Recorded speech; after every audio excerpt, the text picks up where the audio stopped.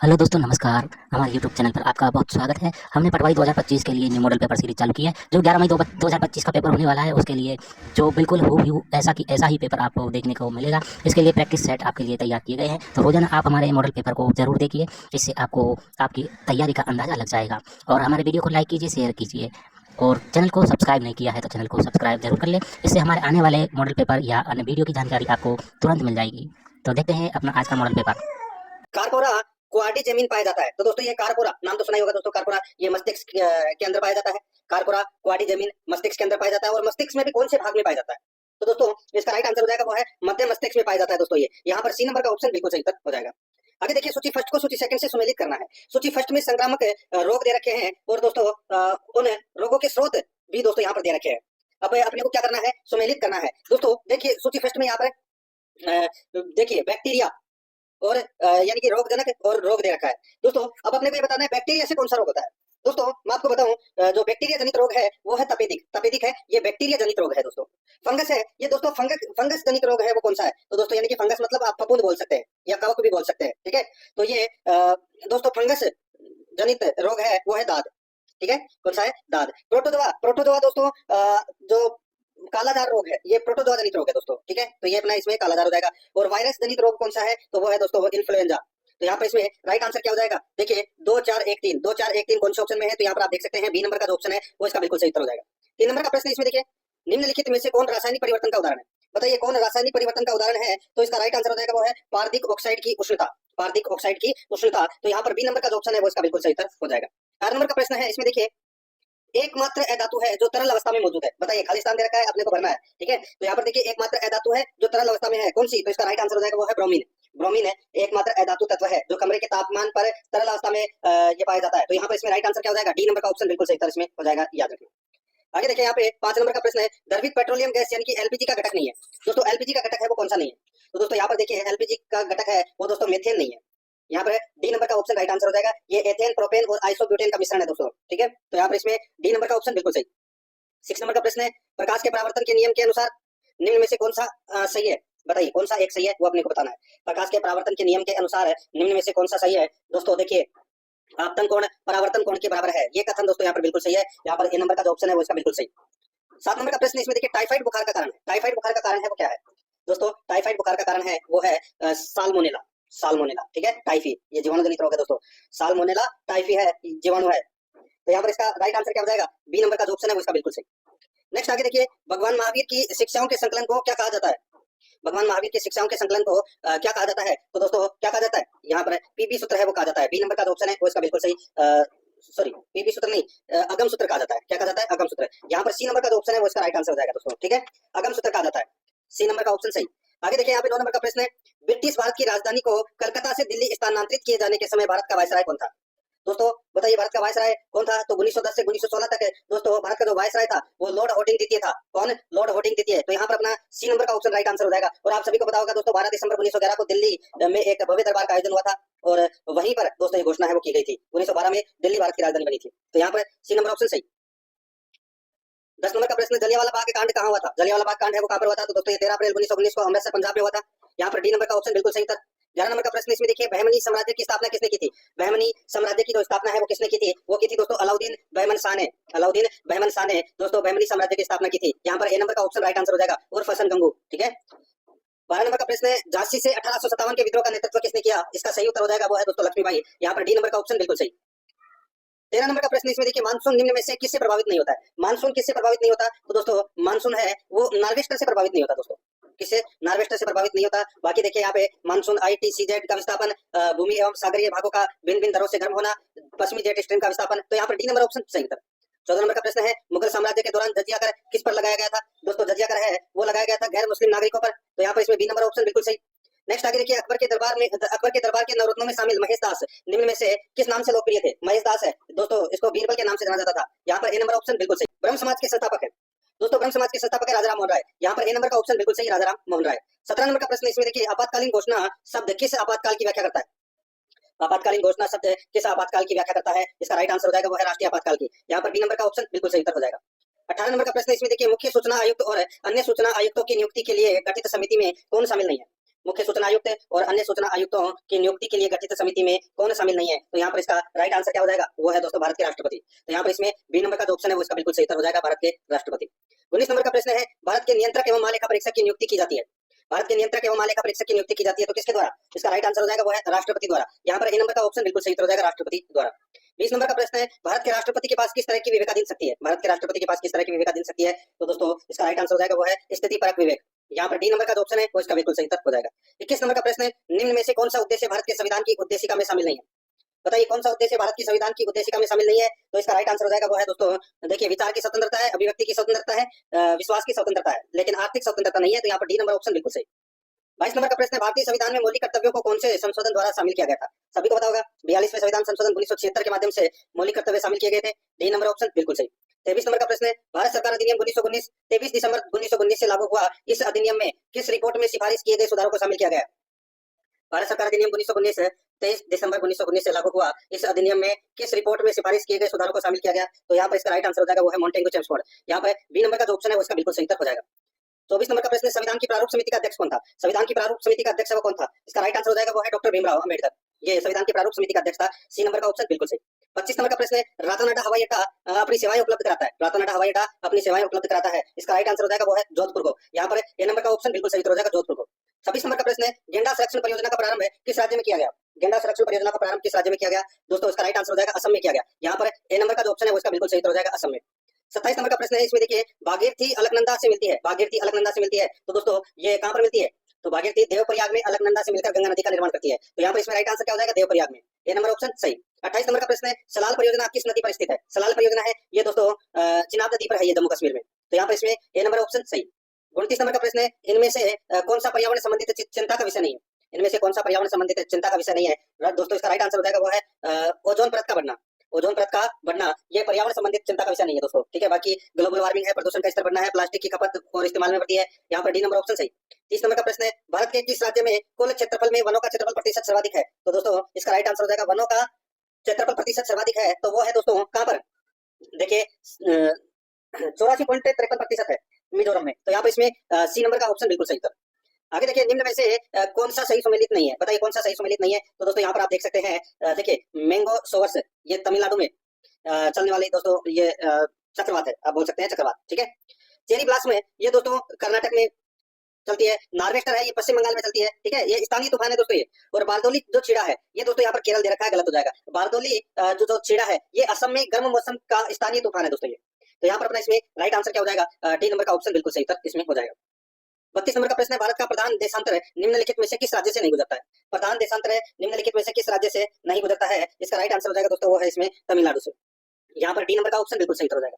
33 number का प्रश्न है, निम्नलिखित में से कौन से देश की भारत के साथ सबसे छोटी सीमा है?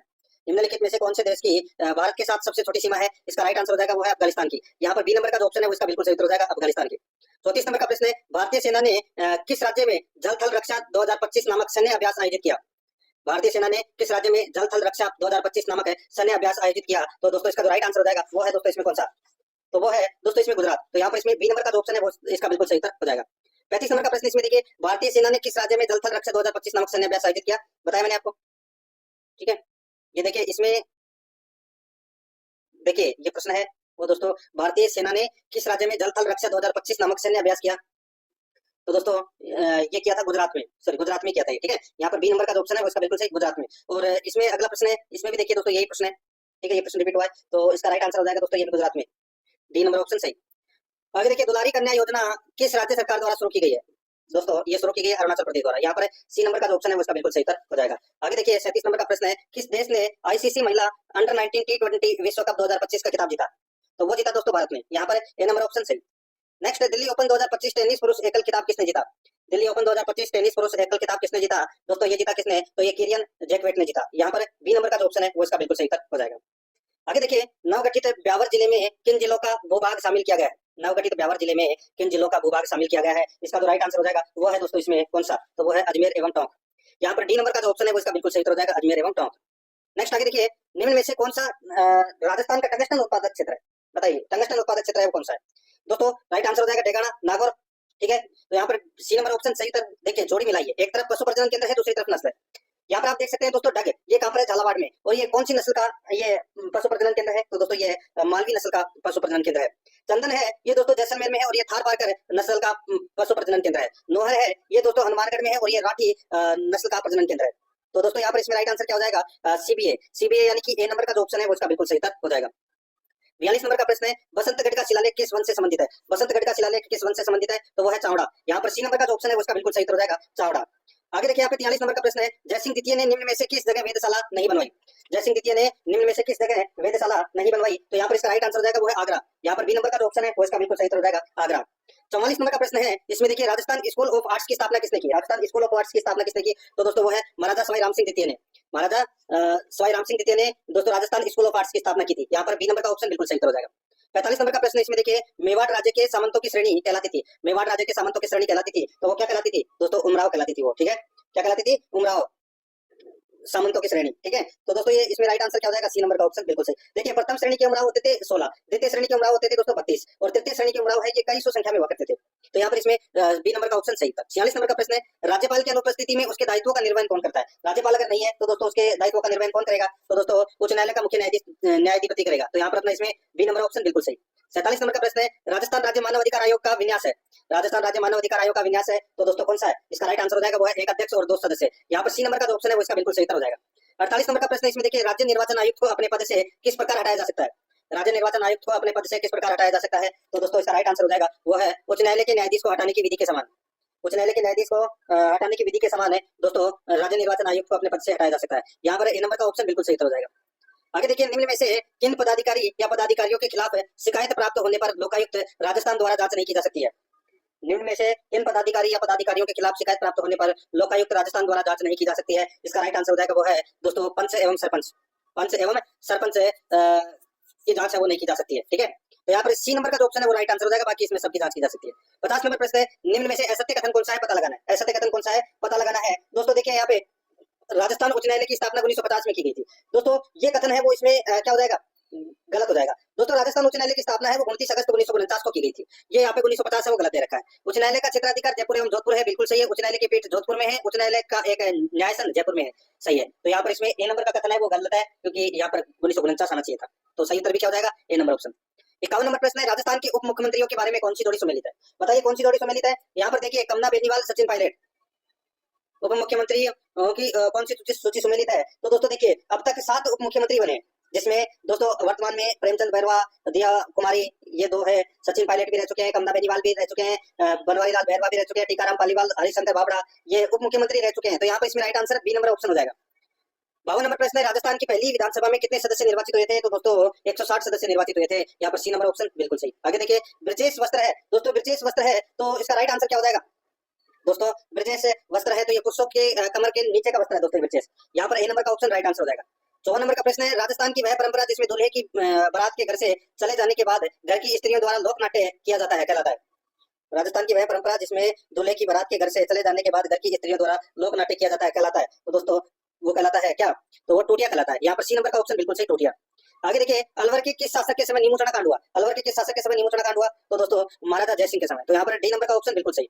56 नंबर प्रश्न है, मेवाड़ की पुकार 21 सूत्रीय मांग पत्र का संबंध किससे था। मेवाड़ की पुकार 21 सूत्रीय मांग पत्र का संबंध किससे था। दोस्तों इसका राइट आंसर हो जाएगा वो है इसमें मोतीलाल तेजावत। यहाँ पर सी नंबर का जो ऑप्शन है वो इसका बिल्कुल सही उत्तर हो जाएगा, मोतीलाल तेजावत।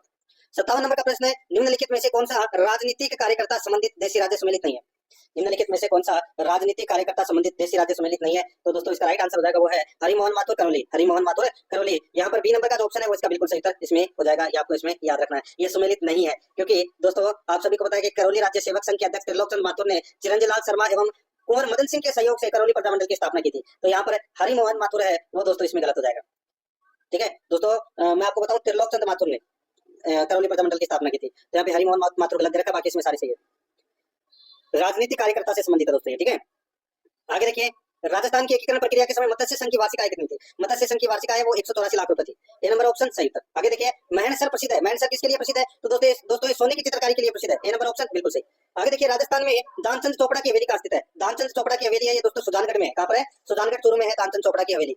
आगे देखिए दोस्तों यहाँ पे 61 नंबर का प्रश्न है, बूंदी स्थित रंग महल जो सुंदर भित्ति चित्रों से सुसज्जित है किसने बनवाया। तो दोस्तों ये बनवाया किसने, तो ये राव छत्रसाल ने बनवाया। यहाँ पर सी नंबर का ऑप्शन बिल्कुल सही हो जाएगा, राव छत्रसाल ने।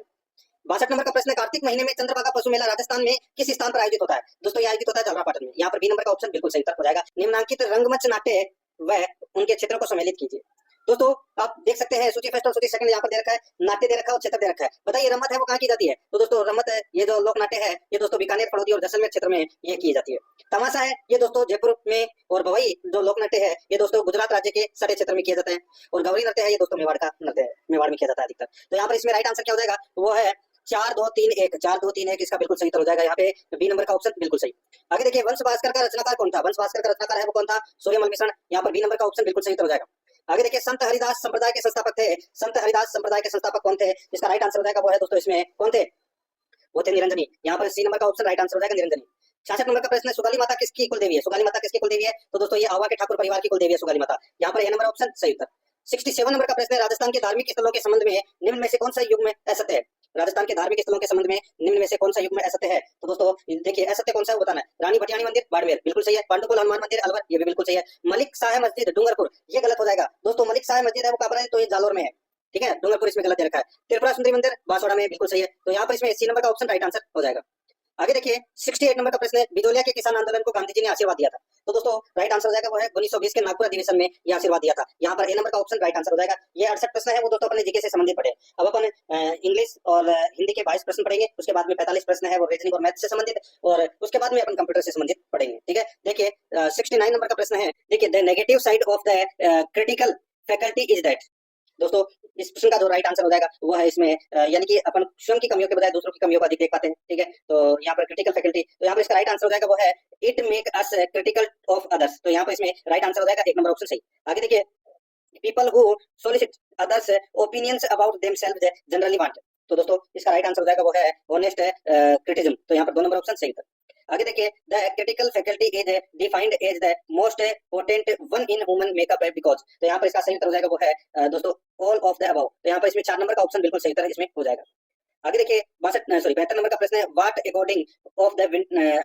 According to the writer is the essential link between breathing and the critical faculty. तो दोस्तों इस प्रश्न का जो राइट आंसर हो जाएगा वो है इसमें both are exercised by human beings. तो यहाँ पर इसमें 2 नंबर ऑप्शन बिल्कुल सही। आगे देखिए the self defined intelligent man defines himself on the basis of. तो इस प्रश्न का राइट आंसर हो जाएगा वो है दोस्तों his profession of the critical faculty. तो यहाँ पर इसमें राइट आंसर हो जाएगा 3 नंबर ऑप्शन बिल्कुल सही। ये तो थे पैसेज से संबंधित 5 प्रश्न, ठीक है। अब दोस्तों यहाँ पे एरर अपने को बताना है कि कौन से पार्ट में एरर है। यहाँ पर देखिए all that we admired and adored before age great and magnificent has been obliterated or vanished। दोस्तों यहाँ पर देखिए ये जो ऊपर वाली 74 नंबर के अंदर जो प्रश्न के अंदर जो लाइन लिखी हुई है ये की सेम लाइन है वो आपको ऑप्शन में देखने को मिल रही है। बताना है कि कौन से पार्ट में एरर है। तो दोस्तों यहाँ पर आप देखिए हैज बीन ओब्लिटेड और वेनिस्ड। तो दोस्तों यहाँ पर 3 नंबर का जो ऑप्शन है वो इसका बिल्कुल सही उत्तर इसमें हो जाएगा, ठीक है। यहाँ पर आगे देखिए दोस्तों यहाँ पे इस पार्ट में एरर है। आगे देखिए the bridge repaired yesterday so that traffic was delayed. तो यहाँ पर इसका राइट आंसर हो जाएगा। यहाँ पर देखिए द ब्रिज इस सेंटेंस में रिपेयर वर्ब है का है वो ऑब्जेक्टिव है, ठीक है, यानी कि ऑब्जेक्ट है। तो यहाँ पर रिपेयर्ड होगा, ठीक है, रिपेयर्ड। तो यहाँ पर इसका राइट आंसर क्या हो जाएगा वो है द ब्रिज रिपेयर्ड। तो यहाँ पर इसमें 1 नंबर का ऑप्शन बिल्कुल सही। आगे देखिए सिनोनिम यानी कि समानार्थक शब्द बताना है। यहाँ पर देखिए अबंडेंट, तो इसका मतलब क्या होता है? इसका मतलब होता है प्रचुर यानी कि अधिक, ठीक है। तो इसका जो समानार्थक शब्द हो जाएगा वो है प्लेंटीफुल। तो यहाँ पर इसमें राइट आंसर 2 नंबर का ऑप्शन हो जाएगा, इसका भी होता है प्रचुर, ठीक है। 77 नंबर का प्रश्न इसमें देखिए एंटोनिम अपने को बताना है यानी कि विलोम शब्द। इसमें देखिए स्लोथफुल। तो दोस्तों इसका जो हिंदी अर्थ हो जाएगा वो हो जाएगा आलसी। क्या हो जाएगा? आलसी, ठीक है। तो इसका विलोम क्या हो जाएगा आलसी का? तो इसका राइट आंसर हो जाएगा एक्टिव, ठीक है। तो यहाँ पर इसका राइट आंसर हो जाएगा लाइवली। यहाँ पर इसमें 1 नंबर का ऑप्शन बिल्कुल सही। आगे देखिए give meaning of the following idioms. यहाँ पर देखिए मुहावरे से संबंधित क्वेश्चन है। टू सी आई, देखिए टू सी आई टू आई। तो यहाँ पर इसका राइट आंसर क्या हो जाएगा वो है इसमें टू लव समवन सेक्रेटली, ठीक है। तो यहाँ पर इसमें 4 नंबर का जो ऑप्शन है वो इसका बिल्कुल सही उत्तर इसमें हो जाएगा। अब दोस्तों यहाँ पे अपन हिंदी ग्रामर से संबंधित प्रश्न है वो पूछेंगे, ठीक है। दोस्तों देखिए स्वर संधि से निर्मित शब्द नहीं, स्वर संधि से निर्मित शब्द कौन सा नहीं?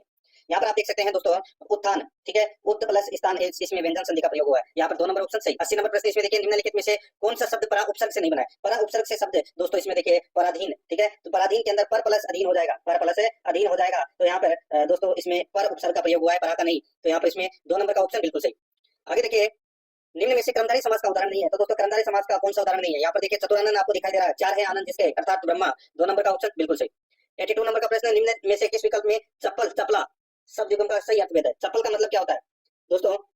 आपको पता होगा, यहाँ पर देखिए चप्पल चप्पल का मतलब होता है दोस्तों चंचल, और चपला का मतलब होता है बिजली। तो यहाँ पर इसमें राइट आंसर हो जाएगा 2 नंबर का ऑप्शन बिल्कुल सही। 83 नंबर का प्रश्न है, इसमें देखिए निम्न में से कौन सा सरस्वती का पर्यायवाची नहीं है? सरस्वती का पर्यायवाची कौन सा नहीं है? तो दोस्तों यहाँ पर देखिए सरस्वती का पर्यायवाची, तो दोस्तों शारदा, भारती और वाणी, ये तीनों है, ये सरस्वती के पर्यायवाची है। यहाँ पे पद्मा इसका राइट आंसर हो जाएगा, 4 नंबर का ऑप्शन बिल्कुल सही। आगे देखिए 84 नंबर का प्रश्न है, निम्न में से किस वर्ग में सही विलोम शब्द नहीं है? बताइए किस वर्ग में सही विलोम शब्द नहीं है? तो यहाँ पर आप देख सकते हैं दोस्तों, देखिए कदाचार दुराचार, कदाचार दुराचार किस वर्ग में सही विलोम शब्द नहीं है? तो कदाचार दुराचार, ये दोस्तों इसमें गलत हो जाएगा, क्योंकि कदाचार का विलोम शब्द है वो सदाचार होता है, ठीक है, दुराचार नहीं होता। तो यहाँ पर इसमें 1 नंबर का ऑप्शन बिल्कुल सही। 85 नंबर का प्रश्न है, इसमें देखिए निम्न में से किस विकल्प में सभी शब्द शुद्ध हैं? शुद्ध शब्द कौन से विकल्प में है? तो यहाँ पर देखिए प्राप्ति और पुष्टि जो शब्द दे रखा है, ये बिल्कुल दोस्तों बिल्कुल शुद्ध शब्द है, ठीक है। आगे देखिए निम्न में से शुद्ध वाक्य का चयन कीजिए। तो दोस्तों इसमें शुद्ध वाक्य हो जाएगा, वो हो जाएगा अधिकारियों से कागजात की जांच की, अधिकारियों से कागजात की जांच की, वो शुद्ध वाक्य है। यहाँ पर 3 नंबर का जो ऑप्शन है वो इसका बिल्कुल सही उत्तर इसमें हो जाएगा। आगे देखिए निम्न में से शुद्ध वाक्य कौन सा है? दोस्तों शुद्ध वाक्य कौन सा है? यहाँ पर शुद्ध वाक्य हो जाएगा, मैं आजकल घूमने जाता हूँ। यहाँ पर 4 नंबर का जो ऑप्शन है वो इसका बिल्कुल सही उत्तर हो जाएगा, मैं आजकल घूमने जाता हूँ। 88 नंबर का प्रश्न है, इसमें देखिए निम्न में से किस विकल्प में हिंदी समानार्थक सम्मिलित नहीं है? किस विकल्प में हिंदी समानार्थक सम्मिलित नहीं है? तो दोस्तों इसमें देखिए प्रोविडेंट फंड, वेतन निधि दे रखा है, तो ये इसमें गलत दे रखा है। प्रोविडेंट फंड का मतलब होता है भविष्य निधि। तो यहाँ पर 4 नंबर का जो ऑप्शन है वो इसका बिल्कुल सही उत्तर हो जाएगा। 89 नंबर का प्रश्न, इसमें देखिए डिग्री का सही समानार्थी शब्द क्या है? दोस्तों इसका सही समानार्थी शब्द हो जाएगा वो है अज्ञप्ति। क्या हो जाएगा? अज्ञप्ति। तो यहाँ पर इसमें राइट आंसर हो जाएगा 1 नंबर ऑप्शन बिल्कुल सही। आगे देखिए 90 नंबर का प्रश्न है, काट की हांडी दोबारा नहीं चढ़ती, लोकोक्ति का भावार्थ है। तो दोस्तों लोकोक्ति का भावार्थ हो जाएगा, झूठे आश्वासन देकर बार बार गुमराह नहीं किया जा सकता है। तो यहाँ पर इसमें राइट आंसर हो जाएगा, कपट व्यवहार बहुत दिनों तक सफल नहीं होता। तो यहाँ पर इसमें 3 नंबर का जो ऑप्शन है वो इसका बिल्कुल सही उत्तर हो जाएगा। अब अपन दोस्तों रीजनिंग और मैथ से संबंधित 45 प्रश्न है वो पढ़ने जा रहे हैं, ठीक है। देखिए सभी को पता, प्रश्न को पढ़ने की जरूरत नहीं है, खाली स्थान अपने को भरना है। BA दे रखा है। फिर दोस्तों यहाँ पर देखिए आपको थोड़ा बहुत आइडिया आप लगा सकते हैं। देखिए जैसे कि बी के बाद में है वो 2 जगह आपको यहाँ पर ए दिखाई दे रहा है, ठीक है, 2 के बाद 2-3 जगह आपको बी ए दिखाई दे रहा है, तो बी ए।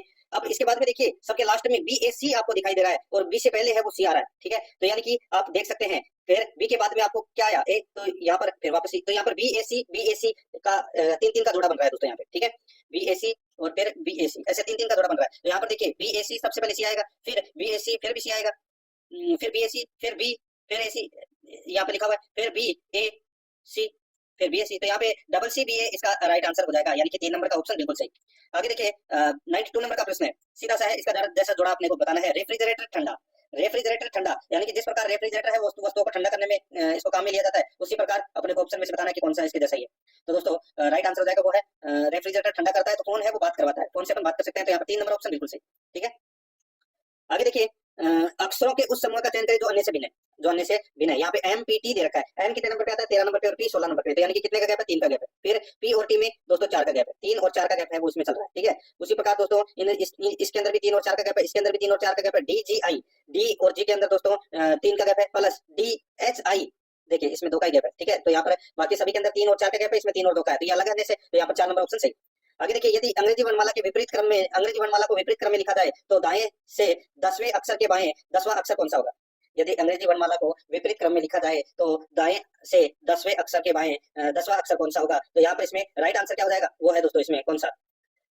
तो दोस्तों देखिए विपरीत क्रम में अगर अपन जमाएं तो दोस्तों दाएं से एम वे अक्षर बाईं ओर से एन अक्षर होता है, ठीक है। तो दाएं से यानी कि सीधा सा मैं आपको बोलूं 10 + 10 करना होगा तो 20वें नंबर पे क्या आता है? टी। तो यहाँ पर इसका राइट आंसर हो जाएगा 4 नंबर ऑप्शन बिल्कुल सही। 95 नंबर का प्रश्न है, ये देखिए 95 से 97 तक अपने को ये रीजनिंग से संबंधित प्रश्न है, ठीक है। और ये थोड़ा सा पैसेज पढ़ के अपने को उत्तर देना है। जैसे कि आप पढ़ोगे पैसेज तो आपको पता लग जाएगा। रेबीज किसी भी जानवर द्वारा दूसरे को खुले कट और घाव के माध्यम से प्रेषित किया जा सकता है, राइट आंसर हो जाएगा वो है निश्चित रूप से सत्य, ठीक है। आगे देखिए 96 नंबर का प्रश्न, पश्चिमी देशों में रेबीज का पता लगाने के लिए प्रयोगशालाएं अच्छी तरह से सुसज्जित हैं, तो इसमें सही उत्तर हो जाएगा वो है, इसका डाटा है वो अपर्याप्त है, ठीक है, कुछ नहीं बताया गया है उसमें, ऊपर जो पैराग्राफ दिया गया है उसमें। रेबीज एक बीमारी है जो एक प्रकार का वायरस से होती है, तो इसका राइट आंसर हो जाएगा निश्चित रूप से सत्य है, यहाँ पर 1 नंबर ऑप्शन बिल्कुल सही। 98 नंबर का प्रश्न, इसमें देखिए एक लड़की का परिचय कराते हुए विपिन ने कहा, एक लड़की का परिचय करवाते हुए दोस्तों विपिन ने कहा, विपिन ने, ठीक है, कि उसकी माता यानी कि इसकी माता मेरी सास की इकलौती बेटी है, इसकी सास की इकलौती बेटी है, यानी कि दोस्तों ये दामाद और विपिन है वो सास का क्या दामाद हो गया, और ये जो जी है ये इसकी बेटी हो गई। तो विपिन उस लड़की से कैसे संबंधित है? तो विपिन उस लड़की का दोस्तों क्या है? पिता हो गया। तो यहाँ पर 2 नंबर ऑप्शन बिल्कुल सही। आगे देखिए, एक विशिष्ट कोड भाषा में बायोलॉजी को YRLOLTB लिखा जाता है, तो इस कोड भाषा में PHYSICS को किस प्रकार लिखा जाएगा? सीधा सा है दोस्तों, बी का कोड है वो कितने नंबर पे आता है? 2 का 2 नंबर पे, आई है वो 9 नंबर पे आता है, ठीक है। उसी प्रकार दोस्तों यहाँ पर भी देखिए YRLOLTB लिखा गया है, तो सीधा सा इसका विपरीत अक्षर कौन सा होगा? जैसे ए के सामने क्या आ रहा है? ए के सामने दोस्तों जेड आता है, तो बी के सामने वाई आता है, सी के सामने एक्स आता है, तो डब्ल्यू के सामने डी आता है, ठीक है। वैसा ही अपने को यहाँ पर ये लिखना है, तो पी के सामने है वो दोस्तों क्या आएगा? तो दोस्तों पी के सामने क्या आता है? एच के सामने एस आता है, बी वाई के सामने बी आएगा, एस के सामने दोस्तों एच आएगा, आई के सामने दोस्तों आर आएगा, एक्स के सी के सामने एक्स आएगा, विपरीत अक्षर लिखना है इसका, ठीक है। एस के सामने एच आएगा, तो यहाँ पर इसका राइट आंसर हो जाएगा वो है 4 नंबर का ऑप्शन, बिल्कुल सही। 100 नंबर का प्रश्न इसमें देखिए, राम उत्तर की ओर 12 किलोमीटर चलता है। राम है वो दोस्तों उत्तर की ओर है, वो 12 किलोमीटर चलता है, भाई ये 12 किलोमीटर चल गया, ठीक है। फिर पश्चिम की ओर 10 किलोमीटर चलता है, तो दोस्तों पश्चिम की ओर है वो 10 किलोमीटर चलता है। फिर दक्षिण की ओर चलता है 12 किलोमीटर, फिर दक्षिण की ओर दोस्तों ये चलता है 12 किलोमीटर। अब वह उस बिंदु से कितना दूर है जहां से उसने चलना प्रारंभ किया था? तो दोस्तों ये 10 किलोमीटर है पश्चिम में स्थित है ये, तो यहाँ पर इसका राइट आंसर क्या हो जाएगा? वो है दोस्तों 4 नंबर का जो ऑप्शन है वो इसका बिल्कुल सही उत्तर हो जाएगा, 10 किलोमीटर की दूरी पर। आगे देखिए, ये वर्ताकार मेज पे आप बैठा लोगे, ज्यादा समय में आप वेस्ट आपका टाइम है वो खराब नहीं करूंगा, ये प्रश्नावली है वो मैं आपको अलग से करवा दूंगा, ठीक है। तो आप अगर करना चाहते हैं तो आप इसको कर सकते हैं। इसमें देखिए निम्नलिखित में से बैठने का कौन सा क्रम सही है, तो मैं आपको डायरेक्ट उत्तर बता देता हूँ, इसका क्रम है वो ADBEKEC हो जाएगा इसमें, ठीक है। 2 नंबर का ऑप्शन बिल्कुल सही, आप बैठा सकते हैं। आगे देखिए, इसमें ये भी आप आसानी से कर सकते हैं, जैसे कि मैं आप बता देता हूँ, एक ऑप्शन बीच बीच में छोड़ते हुए चलूंगा मैं, ठीक है, ज्यादा समय आपका मैं लूंगा नहीं। ए बी से छोटा है, जैसे कि ए है वो बी से क्या है? छोटा है, लेकिन सी से लंबा है, लेकिन सी से लंबा है, तो यहाँ पर बी ए सी का बन गया। आगे देखिए, डी ए से छोटा है, डी है वो क्या है? ए से छोटा है, लेकिन सी से लंबा है, तो यहाँ पे ए और सी के बीच में डी आ गया। और ई बी से लंबा है, ई है वो बी से लंबा है, तो ई सबसे ऊपर आ गया, सॉरी ई बी से छोटा है, ई बी से छोटा है लेकिन ए से लंबा है, तो दोस्तों यहाँ पर BEADC हो जाएगा, ठीक है। तो इसमें सबसे छोटा व्यक्ति कौन था? तो सबसे छोटा व्यक्ति सी है, तो यहाँ पर इसमें राइट आंसर 4 नंबर का ऑप्शन बिल्कुल सही उत्तर हो जाएगा, ठीक है। आगे देखिए, यहाँ पे 103 नंबर का प्रश्न, निम्नलिखित शब्दों का अर्थपूर्ण क्रम में दिए गए उत्तरों में से कौन सा एक सही होगा वो अपने बताना। पेड़, पुस्तक, कागज, जल्दसाजी, ठीक है। तो दोस्तों जैसे कि पेड़ से कागज बनता है, ठीक है, पेड़ से कागज बनेगा, तो यहाँ पर 1 नंबर पे पेड़ आएगा, फिर कागज बनेगा इससे, ठीक है। और फिर दोस्तों क्या बनेंगे? फिर कागज से दोस्तों पुस्तक बनती है, और पुस्तक की जल्दसाजी बनती है, तो ये तीसरे नंबर पे, फिर ये चौथे नंबर पे, तो यहाँ पर 1 है 3 2 4 इसका राइट आंसर हो जाएगा, यानी कि 3 नंबर ऑप्शन बिल्कुल सही। आगे देखिए, प्रश्न चिन्ह के स्थान पर कौन सा अक्षर आएगा वो अपने को दोस्तों यहाँ पर बताना है। देखिए यहाँ पर सीधा विपरीत दिशा की ओर चलना है अपने को, ठीक है। जैसे कि ए के सामने क्या है? पी है, और जी के सामने क्या है? जे है, तो एफ के सामने है वो क्या आएगा वो बताना है अपने को, ठीक है। तो यहाँ पर ए और पी कितने हो गए टोटल? ए है वो 1 नंबर पे आता है, और पी है वो 16 नंबर पे आता है, तो टोटल 17 हो गया। उसी प्रकार दोस्तों यहाँ पे जी है वो कितने नंबर पे आता है? तो दोस्तों जी यहाँ पे 7 नंबर पे आता है, और जे है वो दोस्तों 10 नंबर पे आता है, टोटल कितने हो गए? 17। अब यहाँ पे एफ है, एफ कितने नंबर पे आता है? 6। एफ में क्या जोड़े कि 17 आ जाए? तो 11, ठीक है। तो 11 नंबर पे क्या आता है? 11 नंबर पे दोस्तों जे आता है, तो यहाँ पर इसमें सॉरी क्या आता है 11 नंबर पे, ठीक है। तो यहाँ पर इसमें राइट आंसर क्या हो जाएगा? 4 नंबर का ऑप्शन बिल्कुल सही। आगे देखिए, सही अक्षर से प्रश्न चिन्ह स्थापन करें, तो यहाँ पे Z X V T R N, तो दोस्तों आप देखिए, जेड है वो 26 नंबर पे, और एक्स है वो दोस्तों कितने नंबर पे आएगा? 24 नंबर पे, ठीक है। फिर वी है वो 22 नंबर पे, फिर टी है वो दोस्तों 20 नंबर पे, फिर आर है वो 18 नंबर पे, अब 16, फिर 14 नंबर पे एन है, तो 16 नंबर पे क्या आएगा? 16 नंबर पे दोस्तों यहाँ पे पूछा है, आर का कोड 18 होता है, सभी को पता है, तो 16 नंबर पे दोस्तों पी आएगा, तो यहाँ पर इसमें 4 नंबर का ऑप्शन बिल्कुल सही। आगे देखिए, यहाँ पे दिए गए शब्दों शब्द युग्म के अर्थ, यानी कि सीधा सा है, इसके जैसा समानार्थक शब्द अपने को बताना। चाय कप, आगे क्या आएगा? ठीक है, चाय कप में डालकर पी जाती है, वैसे ही दोस्तों भोजन है वो प्लेट में डालकर खाया जाता है, तो यहाँ पर 3 नंबर ऑप्शन बिल्कुल सही हो जाएगा। आगे देखिए, दिए गए विकल्पों में से विषम को चुनना है, विषम को अपने को यहाँ पर चुनना है, तो दोस्तों यहाँ पर आप देख सकते हैं, देखिए 27 का दोस्तों 27 का स्क्वायर होता है 729, 19 का स्क्वायर होता है 361, और 32 का जो स्क्वायर होता है वो दोस्तों यहाँ पे 476, ये गलत दे रखा है, ठीक है। 30 का स्क्वायर 900 हो जाएगा, तो 32 का तो ज्यादा जाएगा, ठीक है। और बाकी 26 का 676 है, तो यहाँ पर 3 नंबर ऑप्शन बिल्कुल सही हो जाएगा। आगे देखिए, अंग्रेजी वर्णमाला में बाईं ओर से 18वें अक्षर के बाईं और 10वां अक्षर कौन सा होगा? तो दोस्तों सीधा सा 10 में सॉरी 18 में से 10 घटा दीजिए, क्या बचा? और 8 नंबर पे क्या आता है? एच, तो यहाँ पर 4 नंबर का ऑप्शन बिल्कुल सही उत्तर इसमें हो जाएगा। आगे देखिए, यहाँ पे 109 नंबर प्रश्न है, एस टी की बहन है, एस है वो क्या है? टी की बहन है। आर एस का भाई है, आर है वो क्या है? एस का भाई है, यानी कि ये है वो बहन है, माइनस लिख देता हूँ उसको, ठीक है। यूं डब्लू की पत्नी है, यूं है वो दोस्तों क्या है? डब्लू की पत्नी है, ठीक है, इसको भी मैं माइनस लिख देता हूँ। टी यू का पिता है, टी है वो यू का क्या है? पिता है, तो ये इसका क्या हो गया दोस्तों? पिता। टी डब्लू से कैसे संबंधित है? टी है वो डब्लू से कैसे संबंधित है? तो दोस्तों सीधा सा है, इसमें ससुर का संबंध हो जाएगा दोस्तों, ससुर दामाद का, तो यहाँ पर इसका सही उत्तर क्या हो जाएगा? वो है इसमें दोस्तों ससुर का संबंध है, 2 नंबर ऑप्शन बिल्कुल से आसानी से कर सकते हैं दोस्तों। जैसे कि यहाँ पर 110 नंबर का प्रश्न है, जी आई आर एल, तो क्यू डब्ल्यू एन एल लिखा गया है इसको, तो आप टेप को क्या लिखेंगे? ठीक है, तो यहाँ पर देखिए दोस्तों, जी को दोस्तों यहाँ पे एल से निरूपित किया गया है, ठीक है, और आई को किया गया है दोस्तों एन से। आई को एन से और आर को डब्ल्यू से और एल को क्यू से, इनमें सब में दोस्तों 5-5 का गैप है। तो यहाँ पे ये दोस्तों के में अगर अपन 5 जोड़ेंगे तो क्या आ जाएगा, पी आ जाएगा। ई में अगर अपन 5 जोड़ेंगे तो दोस्तों क्या आ जाएगा, जे आ जाएगा। पी में अगर अपन 5 जोड़ेंगे तो दोस्तों यू आ जाएगा, और टी में अगर अपन 5 जोड़ेंगे तो दोस्तों वाई आ जाएगा। तो यहाँ पे वाई यू जे पी इसका राइट आंसर हो जाएगा। ठीक है, यहाँ पे 2 नंबर का जो ऑप्शन है वो इसका बिल्कुल सही। 111 नंबर का प्रश्न है, इसमें देखिए दोस्तों, मोहन 30 मीटर दक्षिण की ओर चलता है। 30 मीटर है वो दोस्तों दक्षिण की ओर चला गया, फिर बाईं ओर घूमता है और 15 मीटर चलता है। इधर चलाता हूँ दोस्तों मैं, ठीक है। ये दोस्तों 30 मीटर है वो इधर चला, फिर दोस्तों बाईं ओर घूमता है और 15 मीटर चलता है। ये 15 मीटर चला, फिर दाईं ओर घूमता है और 20 मीटर चलता है, फिर दाईं ओर घूमता है और दोस्तों 20 मीटर चलता है, फिर वह दोबारा दाईं ओर घूमता है और 15 मीटर चलता है, दोबारा दाईं ओर घूम के फिर ये 15 मीटर है वो चलता है। अब वह प्रारंभिक बिंदु से कितनी दूरी पर है, तो दोस्तों 30 मीटर तो ये हो गया, ठीक है, और 20 मीटर ये वाला हो गया। तो 30 और 20 कितने हो गए, 50 मीटर। तो यहाँ पर 2 नंबर का जो ऑप्शन है वो इसका बिल्कुल सही उत्तर इसमें हो जाएगा। ठीक है, ज्यादा कुछ खास करने की दोस्तों इसमें जरूरत नहीं है। देखिए ये भी आप आसानी से कर सकते हैं, 5 विषय हैं, आपने को जमाना है कि कौन सा दिन कौन सा पढ़ाया जाएगा। ठीक है, 113 नंबर का प्रश्न इसमें देखिए, पानी को आग कहे, सीधा सा मैं आपको बताऊं तो देखिए, आकाश को जमीन कहे तो सूर्य कहाँ उगेगा, तो दोस्तों सूर्य कहाँ उगता है, तो दोस्तों आकाश में उगता है। ठीक है, और आकाश को क्या कहेंगे, तो यहाँ पर देखिए आकाश को जमीन कहेंगे, तो सूर्य कहाँ उगेगा, जमीन में। तो यहाँ पर इस प्रश्न का राइट आंसर क्या हो जाएगा, जमीन। 3 नंबर ऑप्शन बिल्कुल सही। आगे देखिए 114 नंबर का प्रश्न है, निम्नलिखित शब्दों का अर्थपूर्ण क्रम में दिए गए उत्तरों में से कौन सा एक होगा, वो सही होगा, वो अपने को यहाँ पर बताना है। दोस्तों यहाँ पर देखिए, दीवार, मिट्टी, कमरा, ईंट, घर। तो दोस्तों सबसे पहले मिट्टी, ठीक है, एक नंबर पे मिट्टी आएगी, मिट्टी से क्या बनेगी, ईंट बनेगी। ठीक है, तो 2 नंबर पे ईंट आएगी, ईंट से क्या बनेगा, दीवार बनेगी। तो दोस्तों ये 3 नंबर पे, दीवार से दोस्तों क्या बनेगा, कमरा बनेगा। तो ये 4, और फिर 5वें नंबर पे कमरे से क्या बनेगा, घर। तो यहाँ पर इसमें राइट आंसर क्या हो जाएगा दोस्तों, 2 4 1 3 5। तो यहाँ पर इसमें 2 नंबर का जो ऑप्शन है वो इसका बिल्कुल सही उत्तर हो जाएगा। ये मैंने आपको बता दिया। ठीक है, एक दो प्रश्न है वो, जैसे कि ये प्रश्न है ये आप आसानी से कर सकते हैं, ये कुछ ज्यादा हार्ड प्रश्न नहीं है। 118 नंबर का प्रश्न इसमें देखिए, निम्नलिखित प्रश्न में लुप्त संख्या है वो ज्ञात करनी है। तो यहाँ पर 14, 24 और 42 दे रखा है। ठीक है, तो यहाँ पर आप देखिए 64, 12 और 96, 32, 18। तो आगे क्या आएगा, सीधा सा मैं आपको बोलूं, देखिए 14 में 2 का भाग दिया, सबसे पहले इसको सोल्व करते हैं। ठीक है, 14 में क्या किया, 2 का भाग दिया, कितना आया, 7। ठीक है, और 7 को 6 से मल्टीप्लाई कर दिया, कितना आ गया, 42। तो 42 तो ये आ गया। ठीक है, 42 है वो दोस्तों यहाँ पर ये आ गया है। अब दोस्तों यहाँ पर देखिए 64, 12 और 96 है, तो 64 में 2 का भाग दिया, कितना आ गया, 32। ठीक है, और 32 को दोस्तों क्या किया, 3 से मल्टीप्लाई किया, तो 32 इंटू 3 96 आ गया। ठीक है, ठीक उसी प्रकार ये 24 कैसे आया, तो 24 का मैं आपको बता देता हूँ, 24 में 4 का भाग दिया तो दोस्तों ये 6 आया। ठीक है, तो ऐसे आपको करना है। तो यहाँ पर जैसे कि सबके लास्ट में दे रखा है 32, तो दोस्तों 32 में 2 का भाग दिया, 2 से डिवाइड किया तो कितना आ गया, दोस्तों 16 आ गया। ठीक है, और यहाँ पे 18, तो दोस्तों 18 में दोस्तों 18/4 लिखेंगे, 18/4। ठीक है, तो इसको काटोगे तो दोस्तों कितना आ जाएगा, 9/2 आ जाएगा, कितना, 9/2। तो यहाँ पर 16 इंटू 9/2 ये हो जाएगा दोस्तों। तो यहाँ पर कितना आ जाएगा, 72। ठीक है, कितना आ जाएगा, 72। तो ये अपना सही उत्तर हो जाएगा। यहाँ पर 4 नंबर का ऑप्शन बिल्कुल सही उत्तर इसमें हो जाएगा। देखिए ये आप 120 नंबर का प्रश्न देखिए, 9 से विभाज्य प्रथम 8 धनात्मक सम संख्याओं का औसत क्या होगा, 8 धनात्मक सम संख्याओं का औसत। तो दोस्तों यहाँ पे 9 ब्रैकेट में प्रथम 8 धनात्मक सम संख्या, तो यहाँ पर 2 + 4 + 6 + 8 + 10 + 12 + 14 + 16।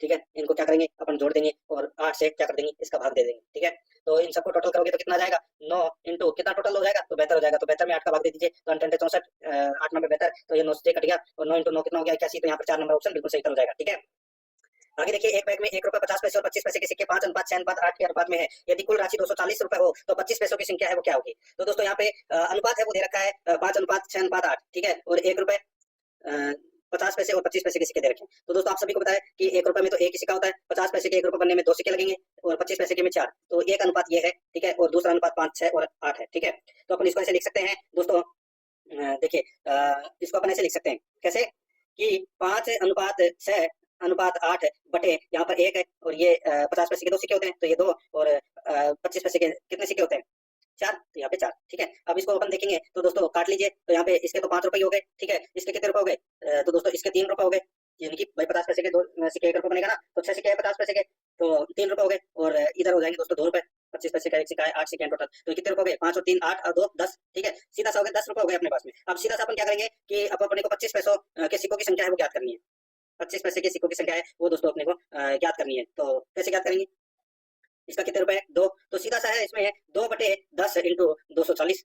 ठीक है, तो यहाँ से 0 से 0 कट गया, बच्चे कितने, 2 इंटू 24, तो कितना 48। अब 48 रुपए है। ठीक है, अब इसके सिक्के कितने होंगे, तो 25 पैसे ये 48 रुपए है, तो इसके सिक्के कितने होंगे, तो 4 से मल्टीप्लाई कर दो। 25 पैसे के सिक्के की बात हो रही है, 192 सिक्के होंगे। यहाँ पर 4 नंबर का ऑप्शन बिल्कुल सही हो जाएगा। ठीक है, ज्यादा समय नहीं लूंगा, मैं आपको दोस्तों कुछ प्रश्न है वो करवा देता हूँ। देखिए अब मैं आपको डायरेक्ट कंप्यूटर से संबंधित प्रश्न है वो करवा देता हूँ। 15 प्रश्न कंप्यूटर से संबंधित पूछे जाएंगे, और यही 15 प्रश्न है वो आपकी परीक्षा में पास होने के लिए निर्णायक साबित होंगे। ठीक है। देखिए 136 नंबर का प्रश्न, निम्न में से कौन सी मॉडिफायर कुंजी नहीं है? मॉडिफायर कुंजी कौन सी नहीं है दोस्तों? राइट आंसर हो जाएगा यहाँ पे टैब है, वो मॉडिफायर कुंजी की श्रेणी में नहीं आता दोस्तों, ठीक है। शिफ्ट अल्टर और कंट्रोल आते हैं, तो यहाँ पर इसमें 3 नंबर का ऑप्शन बिल्कुल सही। आगे देखिए कंप्यूटर की समस्त सूचनाएं या आउटपुट देखने के लिए किस डिवाइस का प्रयोग किया जाता है? तो दोस्तों इसमें मॉनिटर डिवाइस का प्रयोग किया जाता है, यहाँ पर 1 नंबर ऑप्शन बिल्कुल सही। 138 नंबर का प्रश्न, इसमें देखिए कंप्यूटर में अंक गणितीय एवं तार्किक गणनाएं करता है, कंप्यूटर में अंक गणितीय एवं तार्किक गणनाएं करता है, इसका राइट आंसर जाएगा वो है इसमें एएलयू, अर्थमेटिक लॉजिक, तो यहाँ पर 2 नंबर ऑप्शन बिल्कुल सही। आगे देखिए पुराने दस्तावेजों को पढ़ने व कागजी रिकॉर्ड को कंप्यूटर में स्टोर करने के लिए किस इनपुट युक्ति का प्रयोग किया जाता है? तो दोस्तों इसमें ऑप्टिकल कैरेक्टर रिकॉग्निशन का प्रयोग क्या है वो किया जाता है, 4 नंबर ऑप्शन सही होता है। आगे देखिए निम्न में से कौन सा एक नॉन इंपैक्ट प्रिंटर है? कौन सा एक नॉन इंपैक्ट प्रिंटर है? तो यहाँ पर इसका राइट आंसर हो जाएगा वो है ड्रम प्रिंटर, यहाँ पर 4 नंबर का ऑप्शन बिल्कुल सही हो जाएगा। 141 नंबर का प्रश्न, इसमें देखिए इनपुट और आउटपुट दोनों के रूप में कार्य करने वाला डिवाइस है, तो वो कौन सा है? तो वो है दोस्तों फैक्स मशीन, तो यहाँ पर 3 नंबर का ऑप्शन बिल्कुल सही हो जाएगा, फैक्स मशीन। 142 नंबर का प्रश्न, इसमें देखिए प्रिंटर की गुणवत्ता को मापा जाता है, प्रिंटर की गुणवत्ता को मापा जाता है तो दोस्तों डॉट प्रति इंच में मापा जाता है, 2 नंबर ऑप्शन बिल्कुल सही। आगे देखिए कंप्यूटर सिस्टम में किसी क्रम में चल रही प्रोसेस को क्रियान्वित करने हेतु किस फाइल का उपयोग किया जाता है? तो यहाँ पर इसका राइट आंसर हो जाएगा वो है दोस्तों फीफो फाइल, फीफो फाइल यानी कि first in first out file.